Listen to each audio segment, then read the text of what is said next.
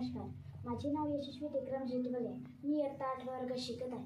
माझ्या शाळेचे नाव जिल्हा परिषद वरिष्ठ प्राथमिक शाळा कावशी आहे. मी तुम्हाला ओला कचरा आणि सुका कचरा यांच्याविषयी थोडक्यात माहिती सांगितली.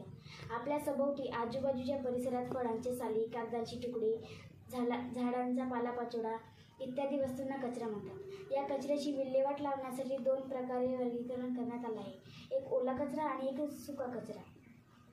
ओल्या कचऱ्यामध्ये येते निसर्गात जे पदार्थ किंवा वस्तू विघटनाद्वारे नष्ट होतात, उदाहरणार्थ घरामधील वेगवेगळ्या वस्तू, झाडांच्या पालापाचोळा, फळांच्या साली, भाज्यांची देठे, भाज्यांची साली इत्यादी वस्तूंचा समावेश ओल्या कचऱ्यात होतो. या ओल्या कचऱ्याने खत तयार होते. या खताचा वापर शेतीसाठी केला जातो. नंबर 2 सुका कचरा. सुका कचऱ्यात येते आपल्या परिसरात कागद, फुटका कप, कॅरी बॅग, तुटकी खेळणी, प्लास्टिकच्या वस्तू, खोके इत्यादी वस्तूंना सुका कचरा म्हणतात.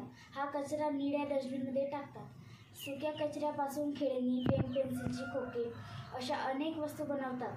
अशा प्रकारे ओला कचरा आणि सुका कचरा यांची विल्हेवाट लावून परिसर स्वच्छ ठेवू शकतो. भारत सरकारने स्वच्छ भारत हा कार्यक्रम सुरू केला. एक कदम स्वच्छता की ओर हा नारा दिला. आपण याचा पालन करून आजूबाजूचे परिसर स्वच्छ ठेवले पाहिजे. धन्यवाद.